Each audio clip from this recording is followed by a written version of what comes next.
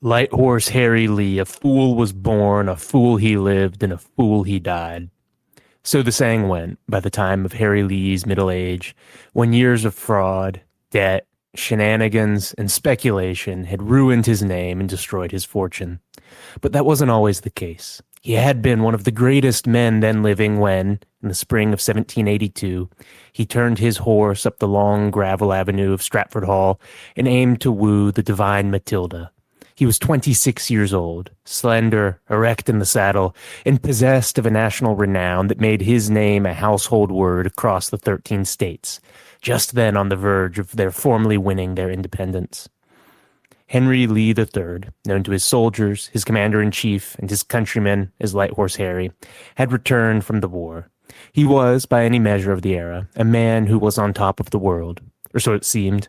He was the brilliant tactical genius of Paulus Hook, the daring partisan who had led Lee's Legion through the southern swamps, the favorite young officer of George Washington, and, soon to be, the newly wedded husband of his wealthy second cousin, Matilda Lee, the Divine Matilda, whose inheritance made him master of Stratford, a 6,000-acre agriculture empire on the Potomac. Yet beneath the glowing surface of this triumphant homecoming lay the seeds of a great tragedy. Harry Lee was a man forged in the fires of Mars. As he had written to Washington when offered promotion as an aide-de-camp during the Revolution, an offer he refused, he was wedded to his sword, finding his identity, his sense of honor, and his purpose on the battlefield.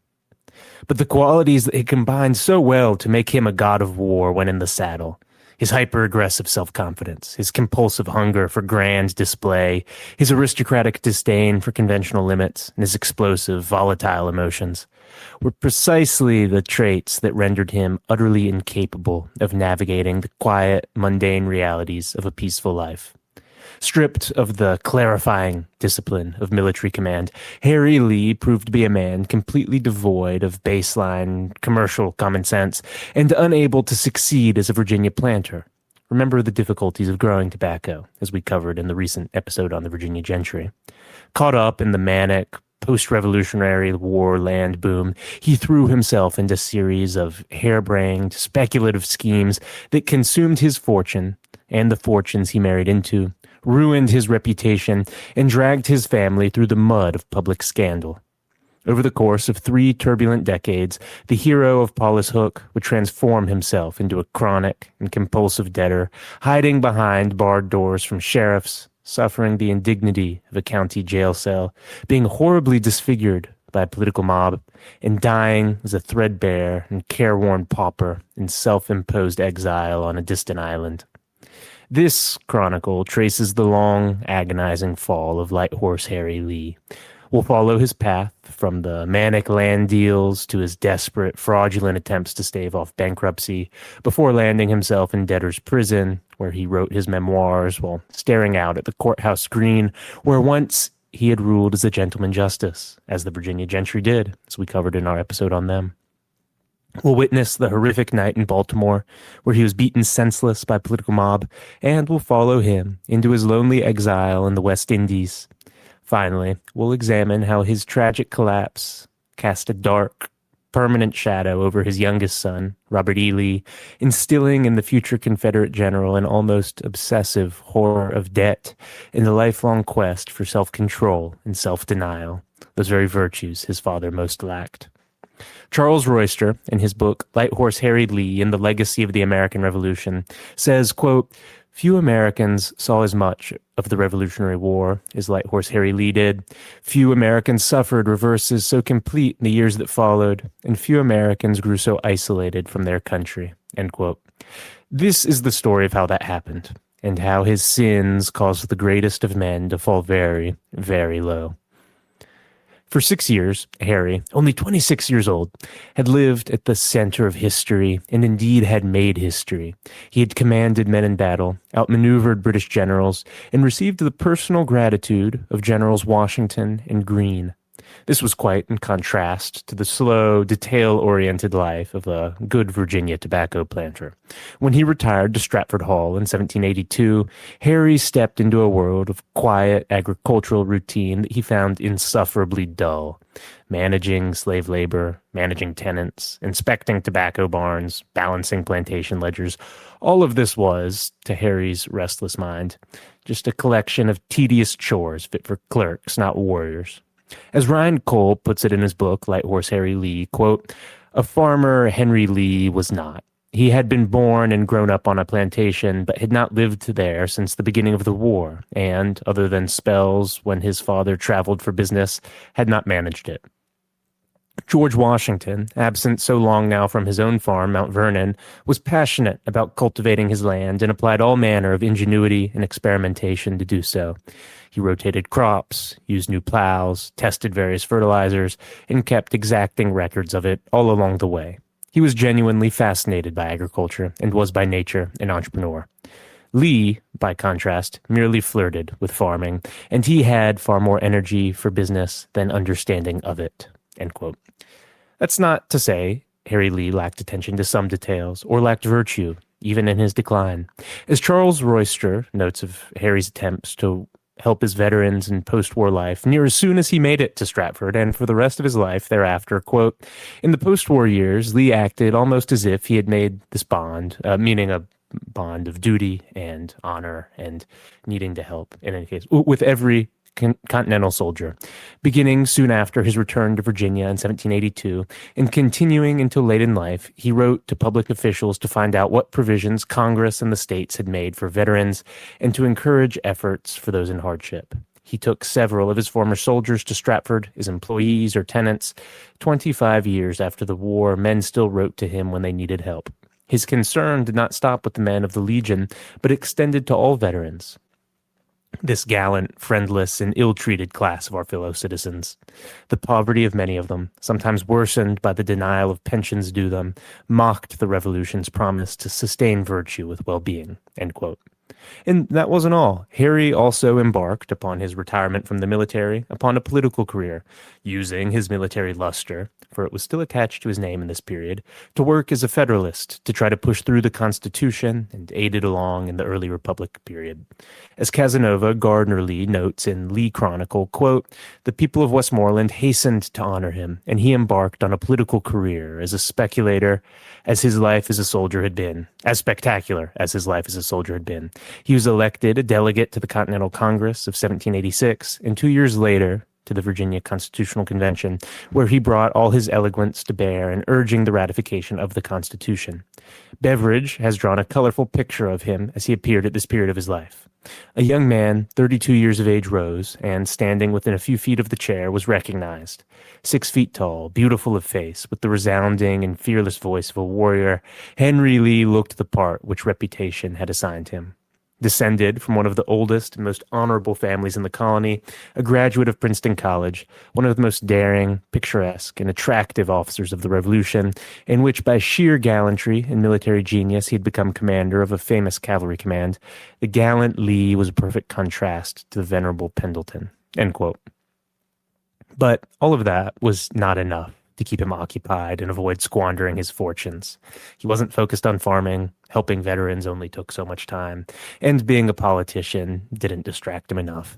And so, Light Horse Harry sought an outlet for his manic energy, and he found it in the post-war land boom. In the 1780s, North America was gripped by a speculative fever. The opening of the Trans-Appalachian West and the vast, unsurveyed tracts of Kentucky, Ohio, and Western Virginia.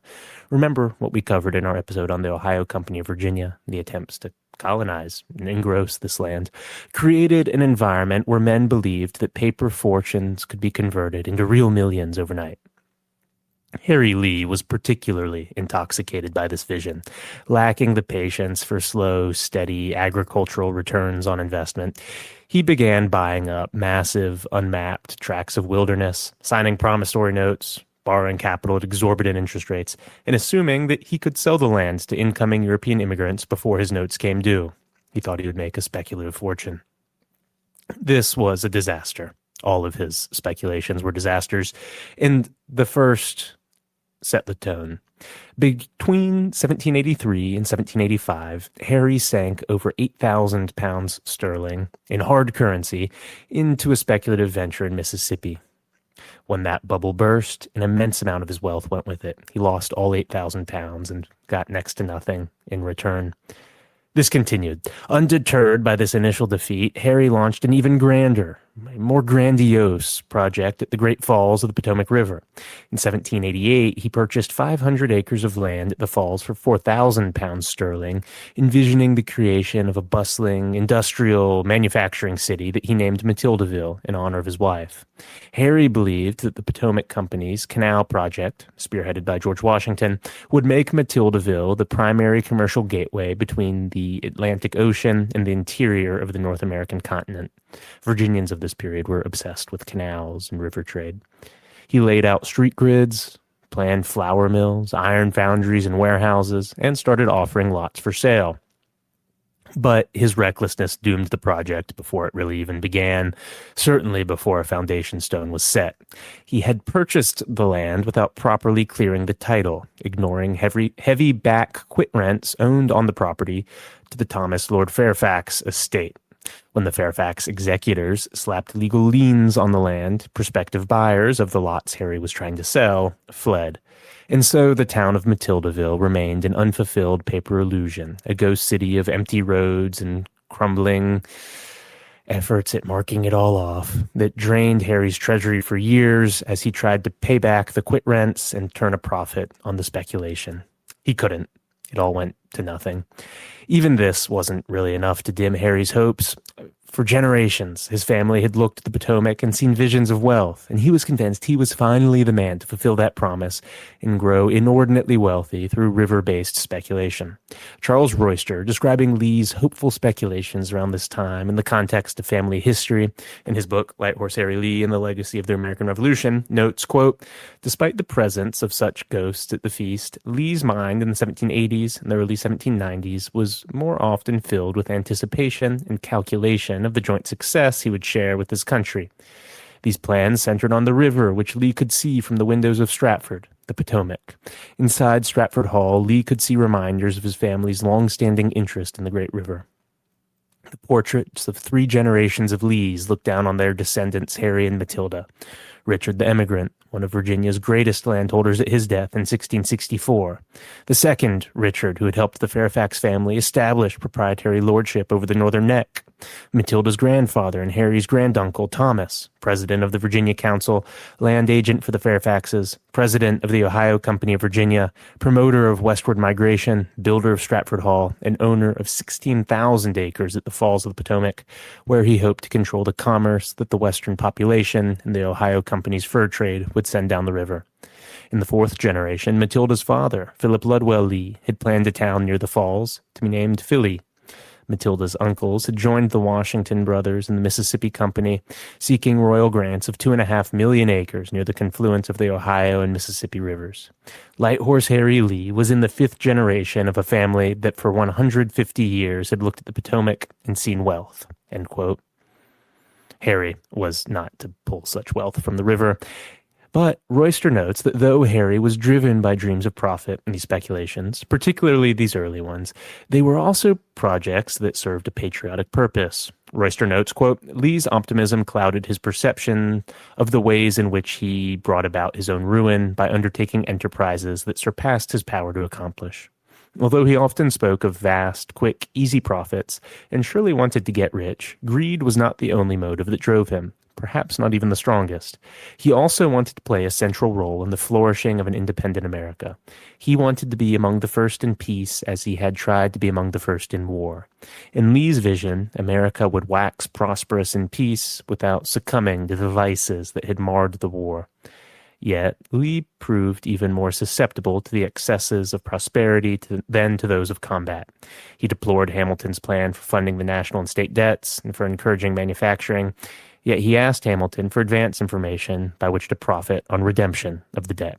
End quote. Regardless, Lee's lack of attention to detail and refusal to rein in his expenditures, limit debt, or do anything else that even a half-competent speculator, planter, or developer would, doomed all of these projects, patriotic or otherwise, to failure. As one obituary put it, quote, too ardent in the pursuit of his objects, too confident in others, he wanted that prudence which is necessary to guard against imposition and pecuniary losses and accumulate wealth, end quote. Indeed. And as a result, his once insurmountable optimism was increasingly dimmed by the woes of financial reversal.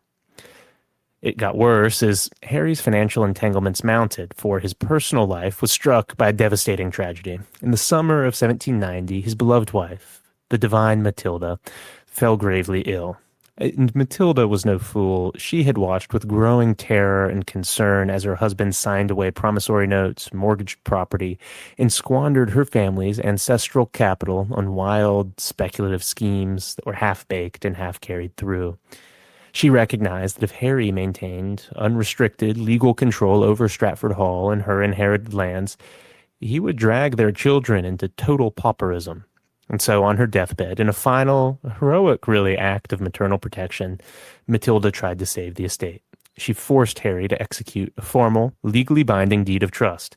This document stripped Harry of his legal ownership of Stratford Hall and her valuable sugar lands in Loudoun County, placing the entire property in a trust for her 3 surviving children, Philip, Lucy, and young Henry IV. Harry was reduced to the status of a mere life tenant, granted the right to occupy the mansion until the eldest son came of age, but legally barred from selling, mortgaging, or encumbering the core estate to satisfy his personal creditors. Matilda died shortly thereafter, leaving Harry a grieving widower with 3 young children and distressed, encumbered estate. However, the deed of trust did some good. It largely stopped Harry's speculations for a time and got him to focus on politics rather than continuing to squander the family capital on ridiculous schemes, for he no longer had any capital left to squander.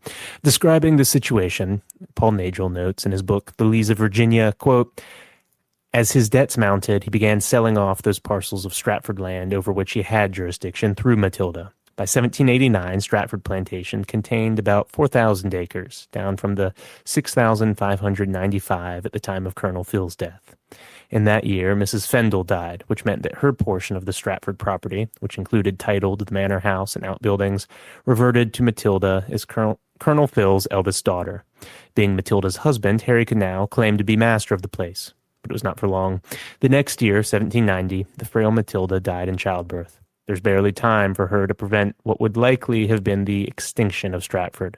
During her 8 years with Harry, Matilda watched as he approached financial responsibilities with much the desperate urgency and incessant movement that had characterized his military style.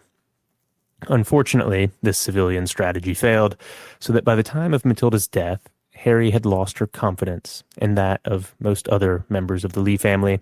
Unlike William Lee, who received full title to Green Spring at the demise of his wife Hannah, Harry was denied ownership of Stratford, end quote. And so for 3 years, Harry struggled on at Stratford, serving as governor of Virginia from 1791 to 1794. He grew bored with this too and considered sailing to revolutionary France to serve as an officer, though his friend George Washington dissuaded him from doing this. But his lifestyle demanded a wealthy mistress, and in any case he needed a mother for his children. And so in June of 1793, the 37-year-old governor married Anne Hill Carter, the daughter of Charles Carter of Shirley Plantation, one of the wealthiest oligarchs in the Old Dominion, a man noted for his business sense and ability to profit from his plantations, even as other planters went belly up. But all was not well with this marriage. Even in romance, Harry's increasingly bad reputation had preceded him.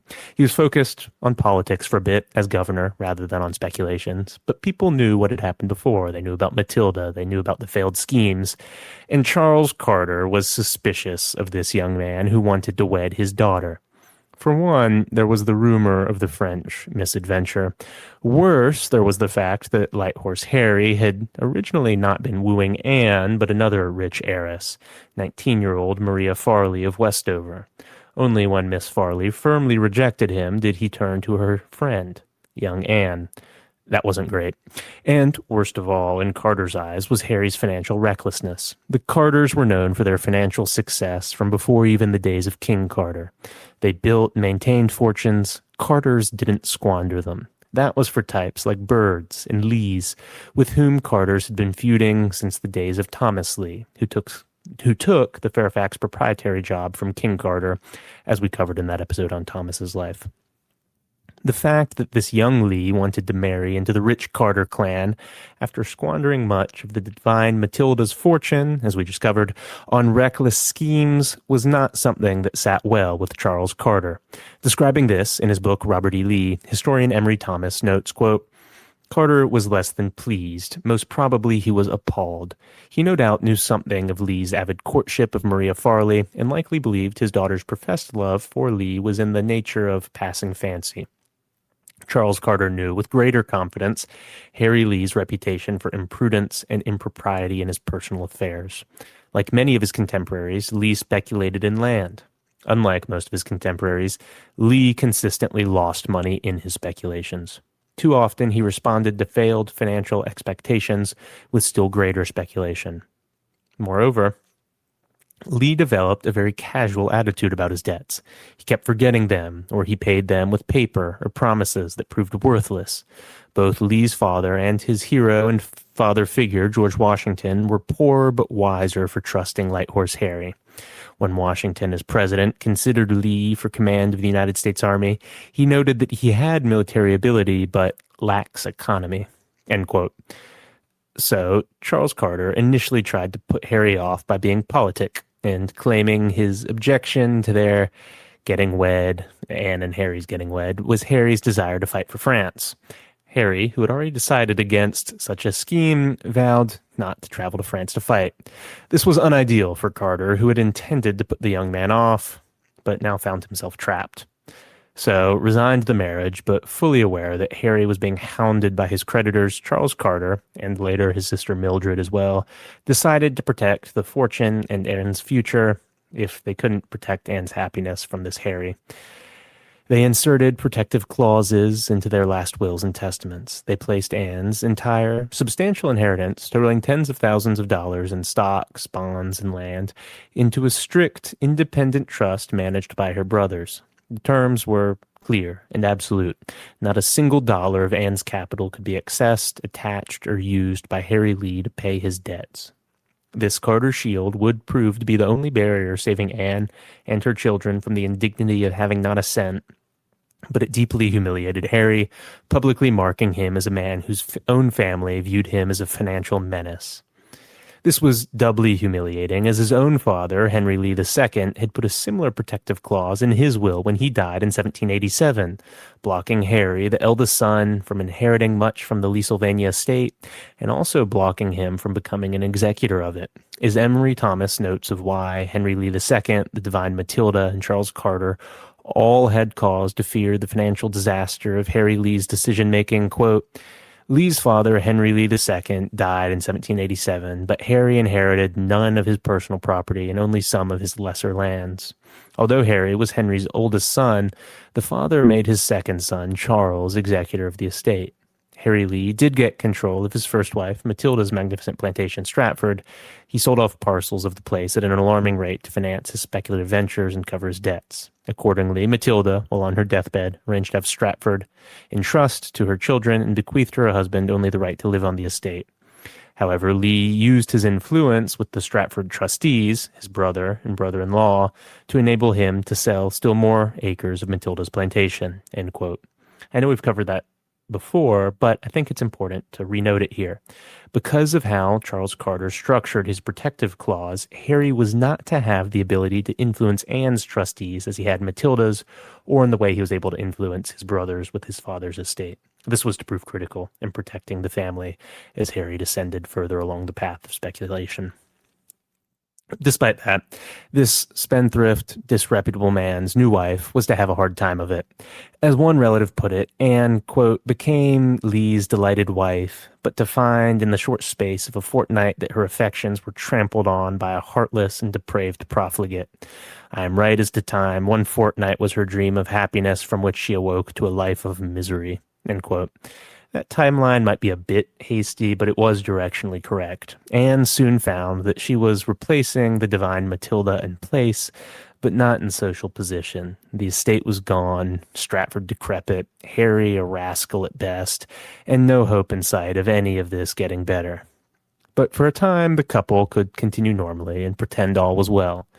Harry was still the governor of Virginia, after all, and even if the governor's mansion at the time wasn't glamorous, it was a position of respect.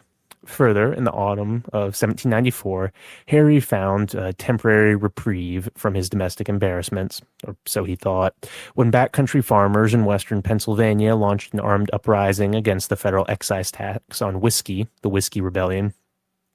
President Washington called up 15,000 militia troops and appointed Major General Harry Lee to command the army in the field. Harry leapt at the chance to put on his uniform again, riding at the head of a massive federal force alongside Washington and Alexander Hamilton. Lee marched into western Pennsylvania, crushing the rebellion without firing a single real volley even. It was a brief, dazzling recapture of his revolutionary glory, for this is what Harry Lee was meant to do. It is all he was really meant to do. The summation of him as a man, a stern, competent, dashing military leader. As Burton Hendrick notes in The Lees of Virginia, quote, "In the practical realities of life, Harry Lee had little concern, but nature had created him a soldier. He was one of those characters so unpopular at the present time, but not without their uses and crises of conflict. A man to whom fighting was in itself a worthy occupation and war a glorious business." End quote. Sadly, it was to be the last such moment of military glory and prowess for Harry. While he was off campaigning in the mountains, his political enemies in Virginia executed a coup that left him out in the cold, citing his long absence from the state capital without legislative leave and generally framing him as a tool of the oligarchs against the people, despite the fact that in reality Harry had done a good job of leading the expedition without being too harsh on the impoverished backcountry farmers. The Jeffersonian majority in the General Assembly declared the office of governor vacant and appointed a replacement. This meant Harry was stripped of his political seat before his official term had even expired, and he returned from the field to find himself out of office, out of military command, and surrounded by an army of furious, unpaid creditors. Settling back at Stratford Hall in 1795 with his family, including a second wife, Harry entered an even more humiliating phase of his civilian life. Trapped in an ever-tightening vice of debt, he resorted to a frantic, disorganized strategy of something approaching financial survival, robbing Peter to pay Paul. He wrote new promissory notes to cover old interest payments, borrowed money from friends to satisfy sheriff's warrants, and offered worthless land deeds as collateral for immediate cash loans. Meanwhile, the once great palace on the Potomac fell to pieces around the unhappy couple. As Emery Thomas writes, Anne Lee, however, did not spend much time in the formal rooms or great hall upstairs, nor did she often sit on the observation platforms on the roof. Her husband's debts forced him to sell or dismiss the servants necessary to maintain Stratford in style or comfort. The Lees could not afford to entertain, and eventually Anne and the children had to restrict themselves to a few rooms on the ground floor because they lacked the resources to heat or furnish the rest. End quote. Further, describing how much of this was directly Harry's fault, and not even the fault of failed speculations, but just Harry being a rogue and disreputable and bad as a farmer, Thomas notes that Stratford was going to pieces because Harry refused to manage the planting at Stratford, or even find a competent overseer or reliable tenants, the most basic of things that any gentleman had to do. Thomas says, quote, Harry Lee's orderly remained at Stratford, and his son, Henry Weldon, was supposed to manage the plantation, despite the fact that Henry could neither read nor write. Tenants actually did most of the farming at Stratford during Harry Lee's tenure there, paying their rent in produce and crops. However, the number of acres and tenants shrank constantly. In 1775, the plantation included 6,595 acres. By the time of Matilda's death, it included about 4,000 acres. 10 years later, Stratford contained 2,000 acres, end quote. Telling a story from around this time that shows the abominable reputation for maltreating friends that Harry Lee developed as his debts and frauds forced him ever deeper into a pit of despair and disgrace, Emery Thomas notes, quote, The best story circulating about Lee's scruples involved his visit to a neighbor with a request to borrow a horse. The neighbor not only lent Lee a horse, but also sent a servant with him on a second horse, so that Lee would not have to go to the trouble of returning the borrowed horse himself. After several weeks, the slave returned on foot and in disheveled condition. He told the neighbor that Lee had sold both horses. "Why didn't you come home?" the neighbor asked. "'Cause General Lee sold me too." The story may or may not be true. That people told it reveals what Lee's neighbors thought of his integrity. End quote. Similarly, Paul Nagel, in his The Lees of Virginia, notes, quote, "It was said that one astute citizen sent his son into the world with 3 warnings. He should stand no stallion, own no sawmill, and have no dealings with Harry Lee." And then Nagel goes on to retell the horse story. It's somewhat different variation, but more or less the same thing. Nagel concludes by noting, "Along with everyone else, members of the Lee family had to learn that Light Horse Harry was not to be trusted." End quote. But funny, sad, and frequent as such anecdotes were and are, nothing illustrated Harry's complete lack of commercial integrity more clearly than his tragic, embarrassing transactions with his beloved commander-in-chief, George Washington. In 1788, for example, Harry traded his prized thoroughbred stallion, a famous charger named Magnolio, to Washington in exchange for 5,000 acres of wilderness land in Kentucky. Seemed a simple, honorable swap between 2 gentlemen soldiers. However, years later, when Washington's land agents attempted to survey the Kentucky tract that he had gotten in exchange for the horse, they discovered a horrifying truth. Harry had already sold that same 5,000-acre parcel to General Alexander Spotswood years before trading it to Washington. Harry had double sold the same land, using Washington's name to cover a fraudulent deal. When the fraud was exposed, Harry, who appears to have done this out of confusion of his affairs rather than intentional fraud, was mortified. He fired off frantic, groveling letters to Washington, begging for forgiveness and scrambling to convey other, significantly less valuable parcels of land to Spotswood to quiet the scandal. Washington, showing extraordinary patience, accepted the excuse as a blunder rather than malice or deliberate fraud. But the stain on Harry's honor was permanent, and it continued. In fact, Harry continued to push Washington's patience to the breaking point. In the mid-1790s, Washington agreed to sell Harry his 1/12th share in the Great Dismal Swamp Company, a valuable 4,000-acre timber and canal tract, for $20,000, payable in several installments. Harry paid the initial deposit, but when the second installment came due, he defaulted.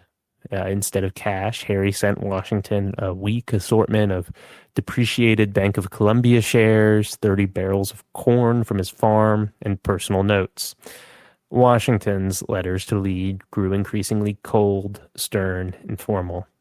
The retired president was appalled by Lee's total disregard for contracts and business etiquette, writing sharp reprimands that cut Harry to the quick. That Harry could alienate the one man in America who had acted as his second father was a testament to how completely his financial desperation had warped his character and how low his reputation had plummeted in the years after the war. Harry's financial ruin was further accelerated by his blind faith and other prominent post-war speculators. In the mid-1790s, Harry lent a staggering $40,000 in cash and credit notes, money he couldn't afford, to Robert Morris, the financier of the Revolution, who was attempting to corner the national land market. He lent another $10,000 to Supreme Court Justice James Wilson. Both Morris and Wilson collapsed in a catastrophic bankruptcy, as could have been entirely predicted, and Morris was dragged off to the infamous Prune Street debtors' prison in Philadelphia, leaving Harry holding tens of thousands of dollars in worthless paper. The capital Harry had borrowed to lend to Morris was now demanded by his own creditors, but his assets were gone. In his desperation, Harry dragged his younger brothers into the abyss with him. He persuaded Richard Bland Lee and Charles Lee, men who had built successful, honorable careers in law and politics, as we covered in our episode on the Lee Sylvania brothers, to sign as personal guarantors on his massive loans. When Harry defaulted, the banks and creditors turned their legal fury on his brothers. Richard Bland Lee was forced to mortgage his beloved estate, Sully, and eventually had to sell it to satisfy Harry's debts. Charles Lee was burdened with land mortgages that crippled his fortune for decades. Harry's financial imprudence and lack of honor steadily destroyed the entire Lee Sylvania line. and by 1799, Harry sought refuge in national politics. He was, preceding this, elected to the 6th United States Congress as a staunch Federalist, in large part thanks to George Washington, despite all the issues with Harry, showing up and publicly voting for him, a major boost to his diminished credibility.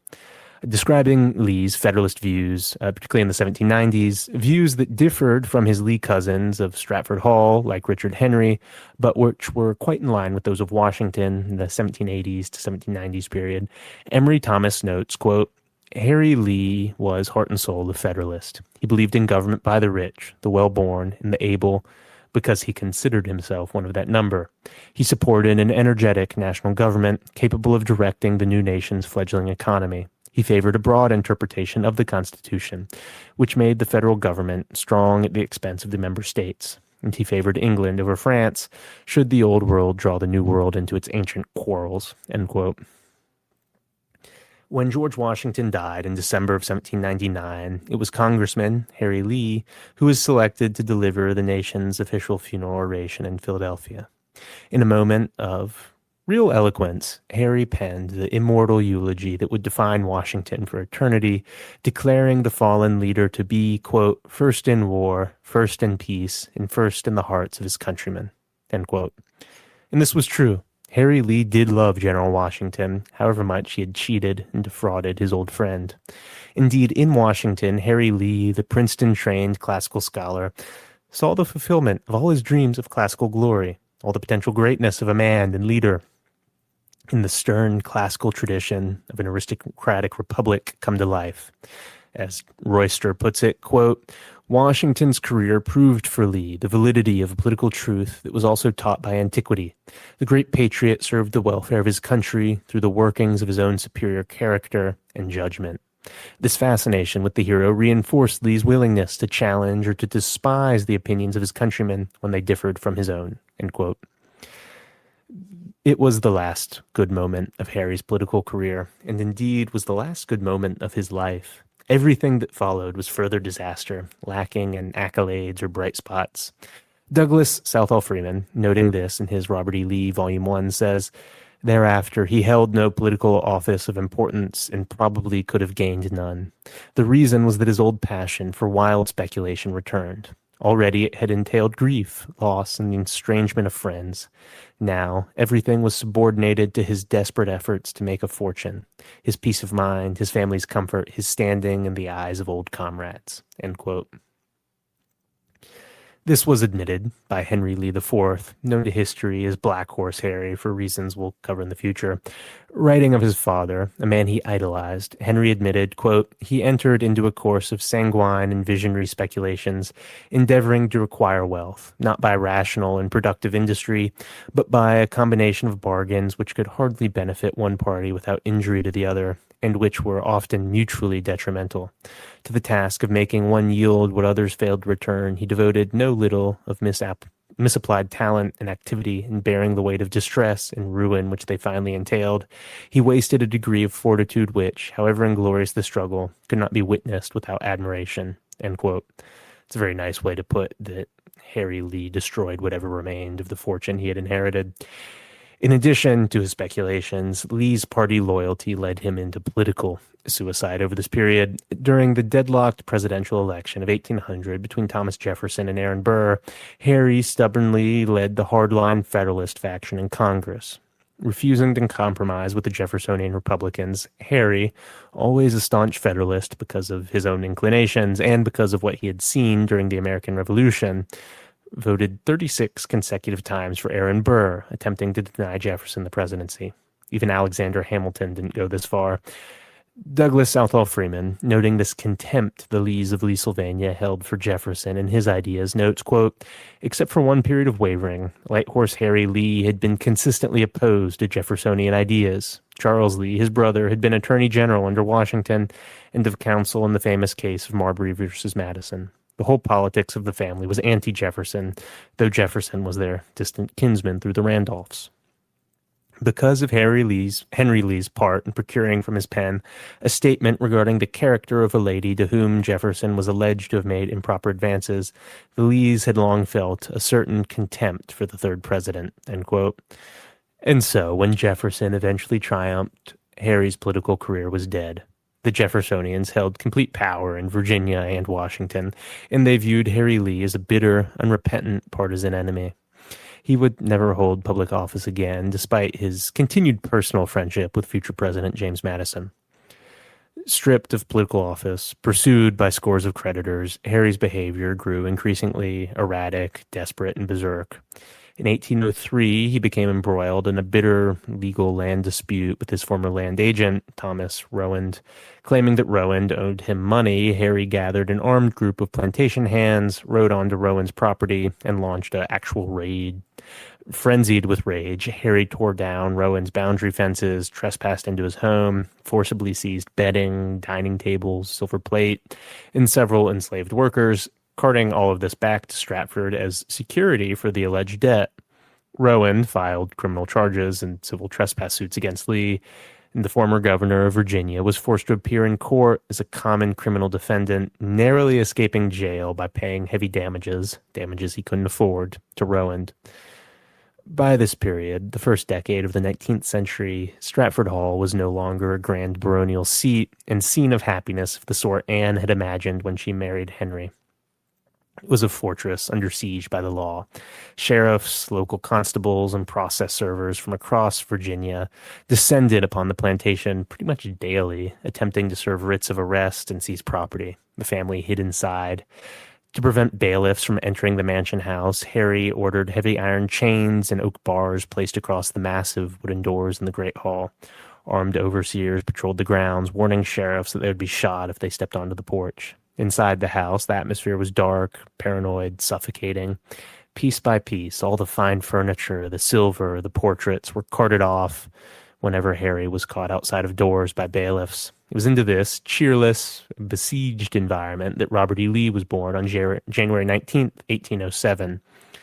Anne Hill Carter Lee, fresh back in Stratford after a horrible visit to Shirley that involved her beloved father having died, and her being stranded at the house for months because Harry had no carriage to send to retrieve her, with her eventually returning to Stratford in an open carriage in the midst of winter, leaving her sick, gave birth to her fourth child in the cold, ground-floor, southeast bedroom of Stratford Hall. This was the very room where signers of the Declaration of Independence had been born generations earlier. Those wonderful and cheery days of the Lee brothers of Stratford Hall, as we covered in a past episode. But the room was now drafty and bare, its fine furnishings gone, taken by the courts. The infant Robert Edward Lee entered the world to the sound of iron chains clanking against the front doors, and the shouts of bailiffs yelling legal threats from the yard. Over this period, the humiliations grew ever greater, as Harry was reminded of the worse and worse opinion those closest to him had of him. As Emery Thomas writes, quote, Harry Lee's life became still less stable. During the spring of 1807, his sister-in-law, Mildred Carter, died and became the fourth relative to make special provisions in a will to exclude him from undue access to the estate. She left almost all of her property to my dear sister Anne Lee during her life, free from the control of her husband, General Lee. End quote. There were occasional bright spots, silver linings. One story tells of a man who Harry owed some great deal of money, showing up at Stratford and demanding immediate repayment. Harry scrounged up a bottle of wine and, pouring glasses for them both, kept the man to whom he was deeply in debt enraptured with great conversation, until the man left, either forgetting or no longer caring about the debt. But these tolerable moments were few and far between. Generally, the descent was steady and severe. The crisis moment came in the spring of 1809. The sheriff of Westmoreland County, armed with a writ of execution for an unpaid debt of over 5,400 Spanish silver dollars, caught Harry Lee outside the fortified doors of Stratford Hall. The 53-year-old Revolutionary War hero, former governor, and congressman was placed under arrest. Harry was marched down the road to Westmoreland County Jail in the small village of Montross. He was locked inside a tiny, dark, 12 by 15-foot stone cell. The cell possessed a single, narrow, barred window that looked out upon the Montross courthouse green. From his cell window, Harry watched the daily life of the county pass by. He stared out at the very green where he had once arrived in a grand carriage as a gentleman justice, where he'd given patriotic speeches, and where citizens had gathered to vote for him over his political career. Now he was a spectacle of public ruin, a disgraced debtor locked behind iron bars. Yet, even in the depot of misery, as he called his cell, Harry's extraordinary mind asserted itself. The man, once known as a brilliant student, was sharp as ever. Indeed, he would quote the classics until the end of his days, and he refused to spend his imprisonment weeping or bemoaning his fate. Harry was nothing if not energetic. Gathering quills, ink, and reams of paper, Harry sat down at a small wooden table and began writing his military autobiography, Memoirs of the War in the Southern Department of the United States. For about a year, working entirely from memory and only a few scattered military papers, Harry reconstructed the great campaigns of 1780, 1781 in which he had fought, reliving through the pages his moments of glory. He wrote brilliant, detailed accounts of the great battles, Cowpens, Guilford Courthouse, Eutaw Springs, crafting vivid portraits of Washington, Greene, and Francis Marion. The memoirs would eventually become recognized as an American military classic, a crucial primary source for the Revolutionary War in the South, and one that his son, Robert E. Lee, later helped edit and add an introduction to when it was republished after the Civil War. But the motivation behind the book was tragic. Harry was writing frantically in the hope that book royalties might buy his freedom and provide a few dollars for his desperate family. Such was not to be the case. In the spring of 1810, after a year behind bars, Harry was released under the provisions of Virginia's Insolvent Debtors Act, having surrendered, and he had been in jail twice actually, every remaining piece of personal property he legally owned. Fortunately, thanks to the trusts, Anne had her money and some of Stratford went unsold. But Harry had no home to which he could return. That same spring, as he finally got out of his second period in jail for being a debtor, his eldest son, by his first marriage, Henry Lee IV, turned 21. Under the terms of Matilda's 1790 deed of trust, Henry IV claimed full ownership of Stratford Hall. Harry was evicted from the ancestral seat. This was just as well, for Anne was done with Stratford and with Harry and his abominable behavior. There were rumors of his having cheated on her, in addition to the financial scandal, and she refused to stay in Stratford after he was out of prison. Stripped of Stratford, Harry, Anne, and their young children, including 3-year-old Robert E. Lee, packed their few remaining belongings in a wagon and headed off to the city of Alexandria. There they moved into a modest, rented brick house on Cameron Street, relying on the modest income provided by Anne's protected Carter Family Trust. The Lord of Stratford had become a landless refugee in a rented townhouse, and his family was consigned to a life of genteel poverty. His book sold poorly. Things were still to get worse for Harry Lee. In June of 1812, the United States declared war against Great Britain. Harry, a hardline Federalist, was bitterly opposed to the War of 1812, viewing it as an unnecessary, foolish conflict engineered by the Jeffersonian Republicans that would destroy American commerce. He was, of course, correct, but his invective did much to further alienate the Jeffersonians, including his friend from Princeton days, James Madison. In July of 1812, Harry traveled to Baltimore, Maryland, to visit his friend Alexander Hanson. Hanson was the 26-year-old editor of the Federal Republican, an outspoken anti-war newspaper. Hanson's printing offices had already been destroyed by a pro-war Democratic Republican mob, and Hanson had rented a brick house on Charles Street, intending to reprint the newspaper and defend his press by force of arms. When Harry arrived at the Charles Street house on the night of July 27th, he found Hanson and a dozen young Federalists barricaded inside, expecting an attack. Harry's martial instincts took over. Rather than walking away from a dangerous situation that was not his fight, the 56-year-old veteran assumed military command of the house. He organized the defenses, placed armed men at the windows, distributed muskets, and instructed the young men on how to hold the structure against a siege. That night, an enormous, drunk, violent mob numbering hundreds of men surrounded the Charles Street house. They pelted it with paving stones, smashed the front doors, began firing pistols into the windows. When a mob leader attempted to breach the front entryway, Harry ordered his men to fire a disciplined volley. Several rioters fell, wounded, and one man was killed instantly.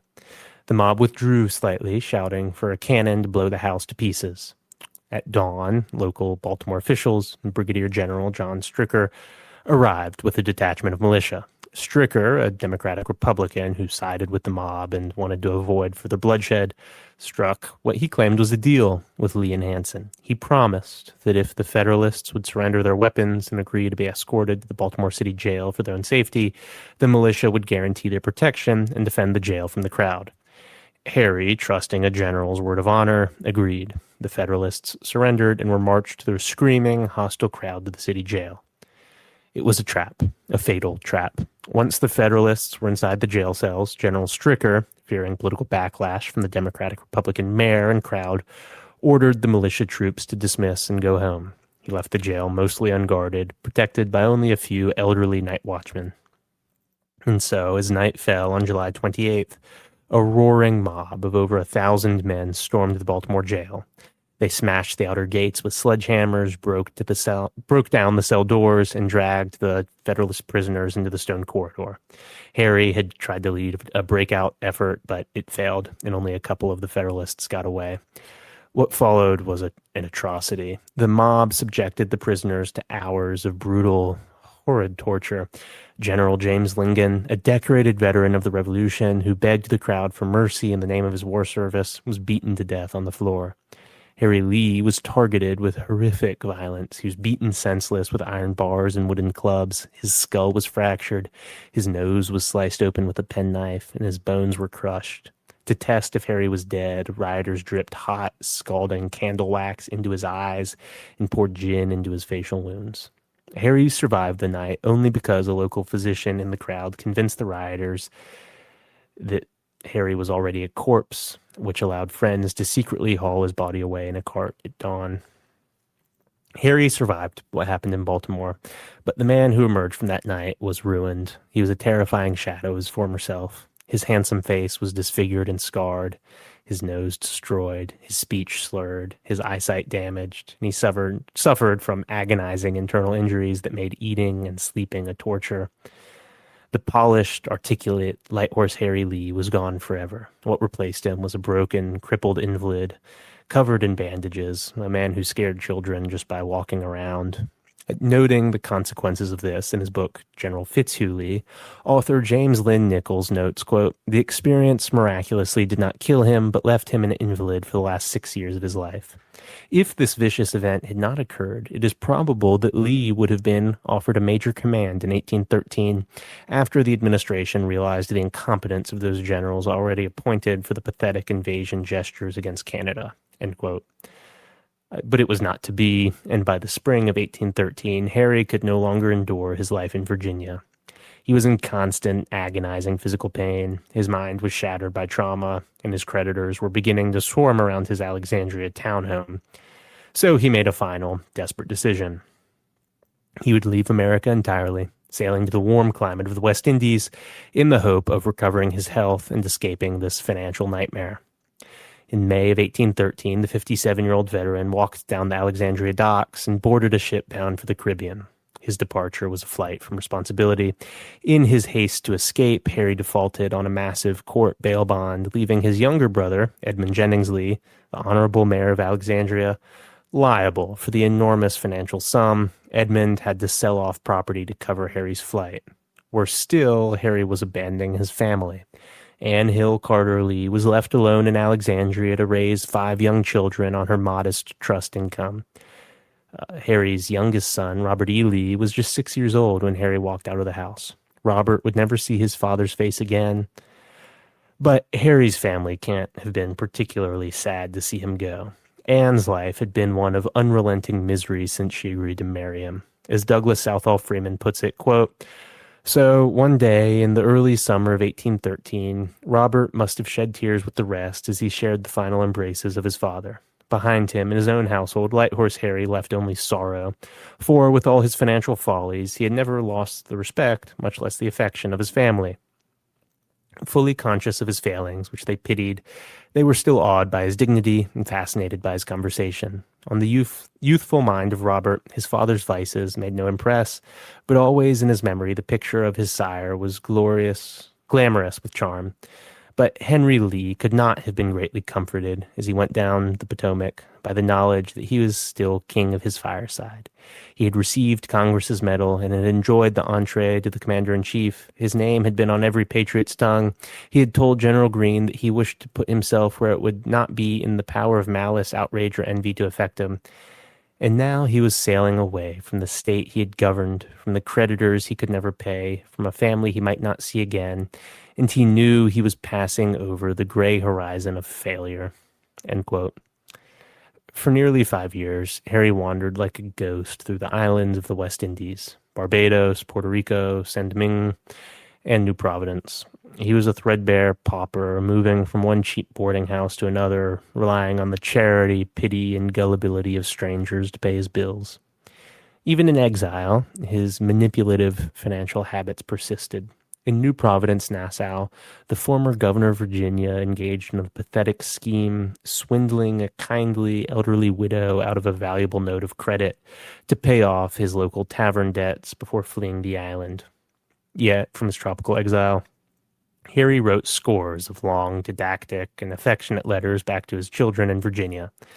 These letters, particularly those addressed to his eldest son, Charles Carter Lee, were filled with moral advice, classical citations, and exhortations regarding personal conduct. In what was a bizarre display of irony, the man who had ruined his family through reckless financial schemes wrote long passages preaching the necessity of financial discipline, famously writing to Carter, quote, "Avoid debt, the sink of mental power and the subversion of independence. Live within your means and never run in debt for a single dollar," end quote. These Polonius letters were read aloud in the Alexandria parlor, but to young Robert E. Lee, they were a bitter, painful reminder of an absent father whose actions contradicted every word he wrote. That's if Robert understood or remembered these letters at all, or that anyone in the family much cared what their ne'er-do-well father had to say. As Paul Nagel puts it, quote, "Harry Lee seemed never to appreciate that his career was more a solemn warning than an inspiring example for his children," end quote. As Lee reflected on what had all gone wrong with his life, this dismal fate to wander the West Indies, a haunted and broken specter of a man, a living testament to the danger of debt, he determined that the revolution had gone awry. As Royster notes, quote, "Looking back over his own and his country's history, Lee believed that the American Revolution had gone awry. Its promise of national grandeur and individual happiness, which his initial military skill had promoted so ably, seemed to have been lost or purposely thwarted in the post-war years. Finally, while aiding Federalist opponents of the War of 1812, Lee was beaten and maimed by a Republican mob in Baltimore, which attacked him as a traitor.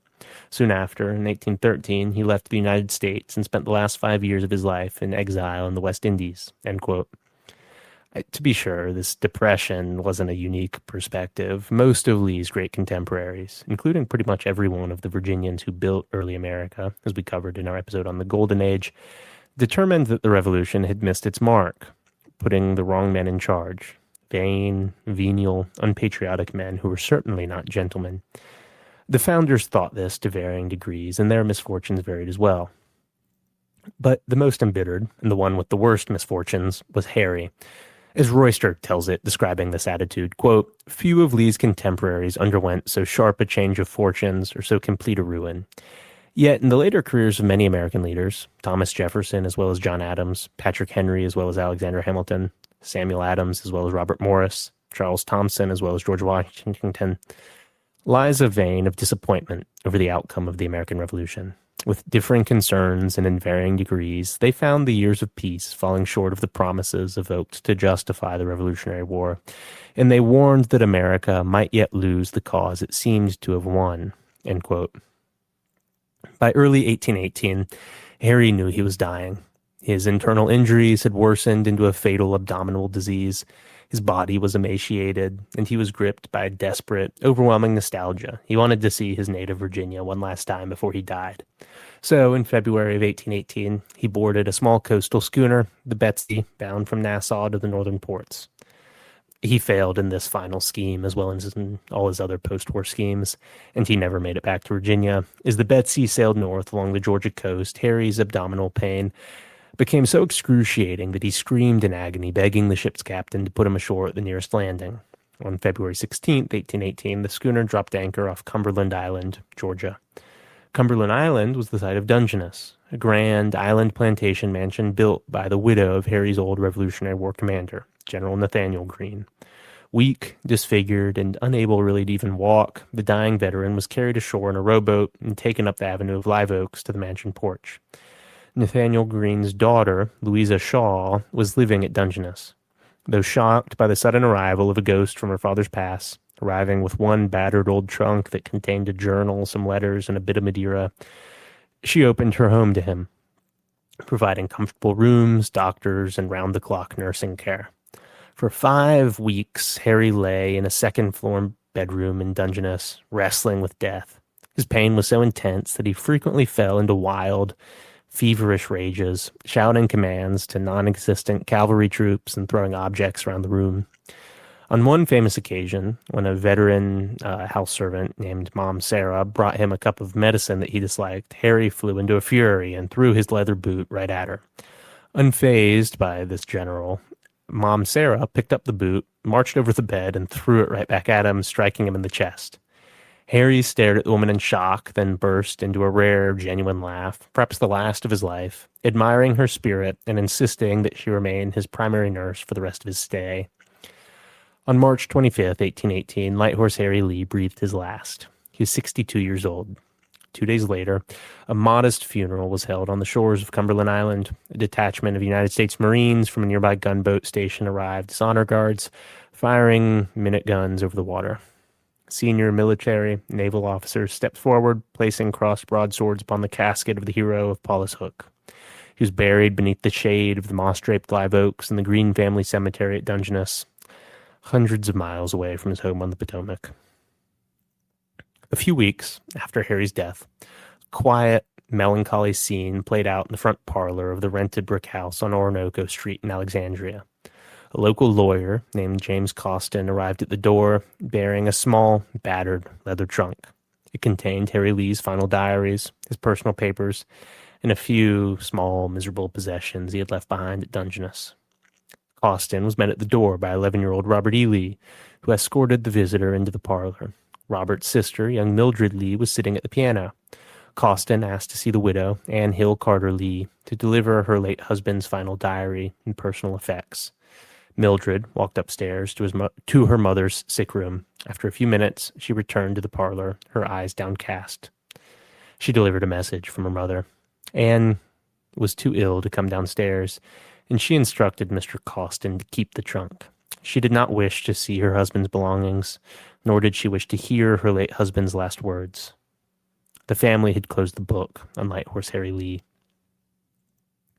But while Anne attempted to banish Harry's memory, his ghost hovered over every day of young Robert E. Lee's life. Robert grew up in an environment shaped by his father's catastrophic failure. He saw his mother struggling to pay bills on a tight budget from the trust. He watched his older brother squander the family's remaining reputation, and he listened to Alexandria town gossip regarding Light Horse Harry's life. This childhood trauma forged the character of the man who would command the Army of Northern Virginia. Robert's entire life was a deliberate, near-obsessive campaign to be everything his father was not. Where Harry was reckless, Robert was scrupulous and exact. He kept even meticulous financial accounts down to the last penny throughout his life. Where Harry was volatile, impulsive, and governed by pride, Robert cultivated an absolute iron sense of self-control and practiced a calm, modest, and self-denying decorum. Where Harry had double-sold land and defaulted on notes, Robert possessed an unyielding and rigid sense of personal honor that abhorred debt as moral sin. This flawless, self-controlled, marble man of American history constructed himself as a lifelong reaction against the shattered, undisciplined life of Light Horse Harry. In the spring of 1862, shortly before the Peninsular Campaign of the Civil War that marked his rise to greatness, General Robert E. Lee found himself commanding troops near the Georgia coast. Taking a brief leave from his military duties, Robert took a boat out to Cumberland Island. He walked alone through the live oaks to the quiet cemetery at Dungeness, standing for a long, silent hour before the moss-covered gravestone of the father he had barely known. He returned again in 1870, just months before his own death, placing fresh flowers upon the grave. For nearly a century, the father and son rested hundreds of miles apart, Harry under the Georgia oaks at Dungeness, and Robert beneath the marble recumbent statue in the chapel crypt at Washington and Lee University in Lexington, Virginia. Finally, in May of 1913, the Commonwealth of Virginia resolved to bring Harry home. A state commission traveled to Cumberland Island, exhumed the remains of Light Horse Harry Lee, and brought them back to Virginia. In a formal, solemn ceremony attended by thousands of veterans and state dignitaries, the bones of Light Horse Harry were reinterred inside Lee Chapel Crypt in Lexington, deposited alongside the tomb of Robert E. Lee. There, in the quiet darkness of the Virginia mountains, the father and the son were finally united in the silent, permanent peace. The gallant blade that had won the Revolution, and the shattered man who had lost everything in peace, was brought home to rest beside the son whose life had been built in an attempt to restore honor and restore the family name that Harry had tarnished. Thank you for listening. I hope you found this interesting, even if it is somewhat depressing. I'll see you again next time. Bye.